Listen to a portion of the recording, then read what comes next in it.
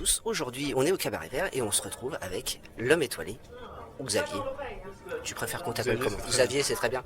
Alors, Xavier, tu es de base pas dessinateur et ni scénariste, mais tu es arrivé un peu par un autre chemin. C'est tout un chemin de vie en fait qui t'a fait mener vraiment vers le dessin. Est-ce que tu peux justement nous expliquer comment t'es venu un peu vers le dessin et C'était un rêve de gosse de faire de la bande dessinée. J'ai toujours dessiné, j'ai toujours consommé moi-même beaucoup de bande dessinée, mais j'ai jamais appris à dessiner. Et j'ai jamais trop cru en mon talent, en un quelconque talent. Ça c'est arrivé sur le tard. J'ai ouvert un compte Instagram en 2016 sur lequel j'ai commencé à partager des petits billets d'humeur et puis mes premières anecdotes avec mes patients en soins palliatifs, puisque je suis infirmier en soins palliatifs. Et il y a eu un engouement qui a pris directement. Et c'est ça qui a fait de moi un dessinateur officiellement.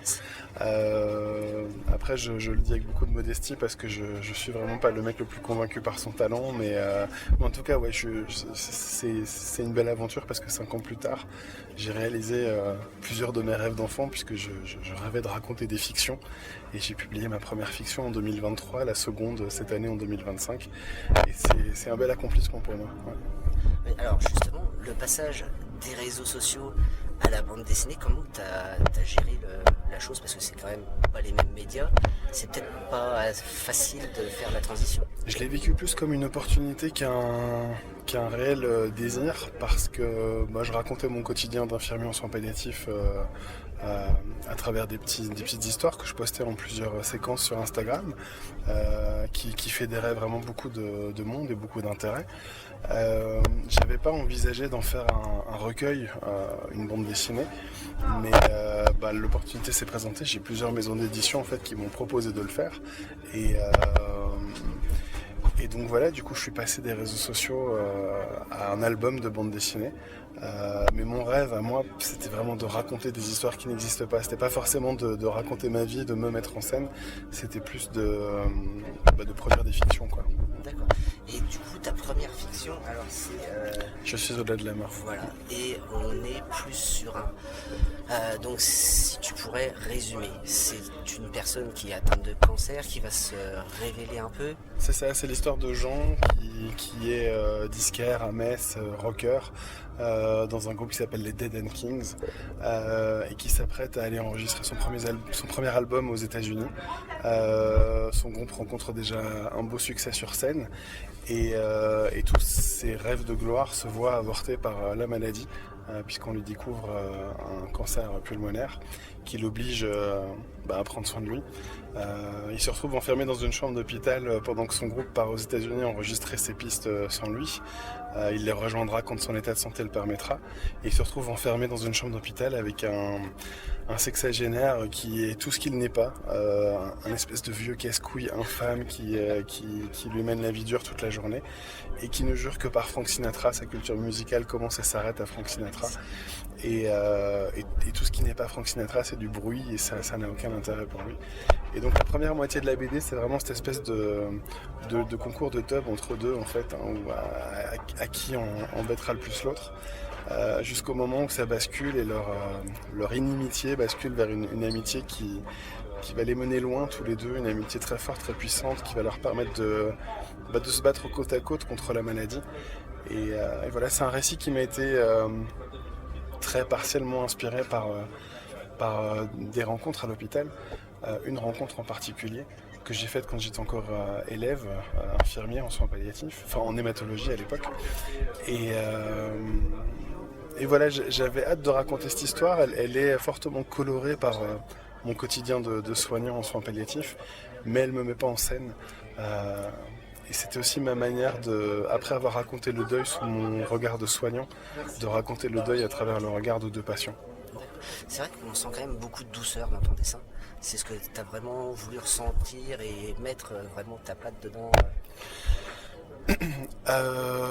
Tu veux dire techniquement ou dans le... Mais que ça soit dans le scénario et même techniquement, avec des personnages assez ronds et même au niveau des couleurs, je trouve. C'est quelque chose de très doux, pas d'agressif, vraiment... pense que c'est peut-être à mon image, tu me diras si je me trompe, mais je pense qu'après, c'est pour ça que je te demandais si c'était techniquement que tu voulais le savoir, parce que graphiquement dans le trait, euh, j'essaie d'opter pour quelque chose de très simple, de très épuré, qui aille vraiment à l'essentiel. Ça peut paraître simple comme ça à la lecture, mais c'est un vrai défi en fait d'essayer de traduire tout un panel d'émotions avec des traits aussi simples que les miens. Euh, Ensuite, dans les récits, je crois que j'aime raconter les petites gens. J'aime raconter l'histoire des petites gens. J'aime les récits profondément humains. C'est la BD que moi-même j'aime lire en tant que lecteur en fait. J'aime les histoires qui racontent Monsieur et Madame tout le monde. Ouais. Ouais, comme ça, peut-être que tout le monde peut s'identifier peut-être plus facilement aussi. Oui, et par exemple dans cette première fiction, c'était tout l'enjeu, c'était de faire de Jean Monsieur tout le monde. Certes, il a des rêves de gloire, il s'apprête à décoller pour les États-Unis, mais on le voit dans la bande Disney, une fois que les premières séances de chimio lui changent son apparence, hein, puisqu'il perd ses cheveux, sa barbe et sa moustache. Il est vraiment Monsieur tout le monde, quoi. Et donc il y avait tout comment dire, ça permettait aussi à tous mes lecteurs et lectrices de plonger dans son t-shirt et de s'identifier à lui. Et justement, là en 2025, donc, tu signes un nouvel ouvrage chez Le Lombard, c'est Tu ne marcheras jamais seul. L'histoire d'un jeune couple qui vont avoir un enfant et finalement on sent un peu de distance se créer. Est-ce que tu peux nous parler comment tu as créé cette histoire justement? Cette histoire, très étrangement, en fait, elle est venue à moi. Un soir, j'étais en train de griffonner distraitement le papier et j'ai dessiné le personnage de Clémentine, donc l'héroïne de cet album.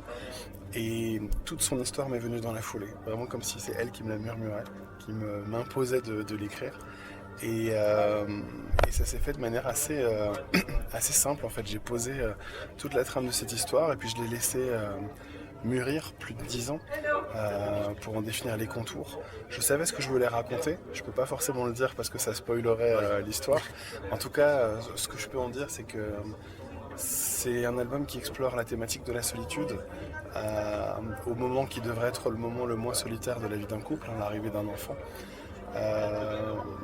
Après, il y a un fil rouge, je pense, tout au long de l'album, qui fait que pour les lecteurs qui me connaissent de longue date, ils pourraient être surpris par la forme du récit, mais dans le fond, je pense qu'ils retrouveront les marqueurs de ce qu'ils aiment en fait, dans ce que j'ai déjà produit. C'est vrai qu'on sent une distance progressive s'installer entre le couple et c'est vrai que, enfin, quand la cassure arrive, on s'y attend pas trop, on a après en relisant on se dit ah bah oui mais en fait il y a des indices qui nous amènent à ça. C'est vrai que ça a été mené vraiment très intelligemment et bien dosé tout simplement. Ça me rassure, merci beaucoup déjà, parce que ça a été un travail une bande dessinée qui a énormément creusé le doute en moi. Ça a été 11 mois de travail une fois que le scénario était écrit pour produire quelque chose qui soit cohérent, qui attise l'intérêt du lecteur sans trop vite l'ennuyer. Parce que finalement l'histoire pourrait paraître comme l'histoire banale d'un couple qui se déchire au moment de l'arrivée de leur enfant, mais c'est plus que ça, c'est plus complexe que ça. Donc voilà, il fallait que tout soit subtilement dosé, il fallait pouvoir glisser des indices au lecteur et puis avorter tout début de raisonnement pour qu'il n'arrive pas trop vite à la conclusion à laquelle je voulais l'amener. Et ça a énormément creusé le doute en moi. J'avais tellement peur que ça marche pas. Et les premiers retours, depuis qu'elle est sortie en mai maintenant, sont quasi unanimes en fait. Il y a assez peu de personnes qui ont compris le twist avant. Beaucoup de personnes qui se sont laissées prendre parce que je pense justement qu'on lit cette BD à travers le regard de Clémentine, donc son héroïne. On entre en empathie directement avec elle et donc on apprécie tout ce qui lui arrive à travers son regard. Et c'est peut-être pour ça qu'on remet pas forcément tout en question. Et une fois que l'album se termine, moi je voulais vraiment produire un album qui se prête à une seconde lecture. Et je suis très touché de voir que beaucoup de lectrices et lecteurs m'ont fait ce cadeau de le relire une seconde fois. Et peut-être cette seconde fois à travers le regard de Simon, donc son compagnon. Ce qui leur a permis de comprendre certaines choses qui avaient pu leur échapper à la première lecture. Donc ouais, c'est un pari réussi et j'en suis infiniment reconnaissant. Ouais, c'est vrai que ça doit pas être facile, justement, d'avoir la bonne dose de ah ben là, peut-être que ça va aller trop loin et ça va un peu flinguer tout le restant en fait. Mais il y avait tellement de passages de la bande dessinée où je me suis dit, waouh, mais c'est tellement évident, je peux pas duper le lecteur avec quelque chose d'aussi gros et en fait si. En fait si. Et c'est marrant parce qu'en dédicace justement, j'en parle beaucoup avec mes lectrices et lecteurs et je leur dis, mais à ce passage-là de l'histoire, comment t'as pu passer à côté de ça? Il y a tellement d'indices et ils s'en rendent compte en fait à la seconde lecture. Mais je pense que c'est justement parce que peut-être que j'ai réussi à développer cette empathie spontanée et directe avec le personnage de Clémentine qui fait que le lecteur en fait apprécie tout le récit à travers son regard et ne remet pas forcément les choses en question comme elle en fait dans l'histoire et donc c'est génial en fait que ça prenne. Et justement là, maintenant, est-ce que tu es sur d'autres projets déjà pour l'avenir? Ouais, alors là je retourne dans le récit réel on va dire avec un projet de double album. Ce sera un reportage dessiné sur la thématique du deuil. D'accord. Pour lequel je suis allé à la rencontre d'une dizaine de personnes qui, comme moi, accompagnent les deuils, nos deuils, mais chacun à sa manière. Il y a un psychiatre spécialisé dans l'accompagnement des deuils traumatiques, il y a une thanatopractrice, il y a une médium, ce qui était un petit peu la rencontre assez inédite de ce projet parce que je pensais mourir sans jamais avoir consulté de médium de ma vie, mais c'était assez fou. Même de par ta formation en fait, qui est plus scientifique ou médicale, oui. Médicale. Voilà, on peut se dire, bon, consulter une médium quand on est en fin de vie. Bon. Disons que c'est surtout que je suis quelqu'un de très trop cartésien et donc c'est pas que je discrédite la médiumnité, c'est que mon cerveau en fait cherche l'explication qu'on n'a pas encore trouvée. Et là c'est sur les conseils d'une des personnes que j'ai rencontrées dans ce reportage dessiné que je me suis retrouvé à aller frapper à la porte de cette médium et le résultat était très très très surprenant et très déstabilisant et très touchant aussi. Et voilà, l'enjeu de ce projet en fait c'était de se dire je vais faire un album sur le deuil et ça va être beau, ça va être humain, ça va être émouvant. Autant de qualificatifs et d'adjectifs qu'on n'associe pas forcément au deuil en fait. Donc là je suis sur le premier tome actuellement, j'ai réussi à tracer deux fils rouges assez distincts dans les deux tomes qui permettent aussi de raconter au lecteur pourquoi le deuil est un sujet qui m'habite moi aussi personnellement. Donc voilà, j'ai hâte de partager ça. Ça m'a demandé finalement des compétences nouvelles parce que je suis pas journaliste, je suis pas reporter. J'ai pas voulu non plus le présenter comme quelque chose d'exhaustif sur le deuil, mais vraiment plus présenter toutes ces personnes dont on parle jamais et qui pourtant accompagnent les pires moments de notre existence au quotidien, quoi. Ouais, c'est vrai que tes premiers récits c'est plus centré sur le patient et sur toi aussi, mais là c'est vrai que ça va te changer totalement. Et ton travail de documentation comme ça, comment tu t'es documenté tout simplement? Disons que dans le petit microcosme des passionnés du deuil, il y a quelques noms qui sont très connus. Christophe Forêt par exemple, qui est un psychiatre très renommé dans l'accompagnement du deuil. C'est une des premières personnes que je voulais rencontrer pour ce projet parce que il a une vision bien à lui, très empreinte de spiritualité sur le deuil, qui moi m'inspire et me nourrit énormément. Et j'avais tellement envie de le raconter à toutes ces personnes qui n'ont pas eu la chance en fait d'un jour lire un de ses bouquins, assister à une de ses conférences.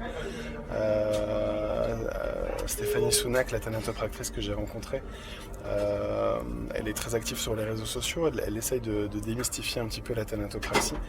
Et ça m'intéressait de la rencontrer parce que finalement, elle a une approche de deuil assez singulière parce qu'elle accompagne les pires moments de l'existence des personnes qui ont perdu un proche sans jamais les rencontrer en fait, puisqu'elle passe ses journées dans une morgue avec des cadavres.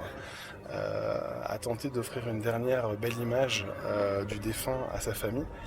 Et donc c'est assez fou parce qu'elle a un métier qui est quand même pas anodin, qui traumatiserait je pense 90% de l'humanité, mais qu'elle exerce avec foi, avec amour, dans le but d'accompagner le deuil de personnes qu'elle ne rencontrera jamais. Et j'avais besoin d'aller creuser ce qui motive cette femme à avoir emprunté ce chemin-là, quoi. Et donc voilà, ça tu vois, c'est que 2 personnes parmi les 10 que j'ai rencontrées, et ça a été 10 belles rencontres hyper inspirantes, hyper enrichissantes. Des entretiens qui ont duré de 3 à 5 heures et un sacré travail de synthèse. J'imagine. Voilà. Mais c'était top, c'était chouette. Eh ben super, ben encore merci. Bah, c'est moi qui te Et puis remercie. j'ai hâte de découvrir justement la suite. J'ai hâte de la sortir de moi. Ben, à bientôt.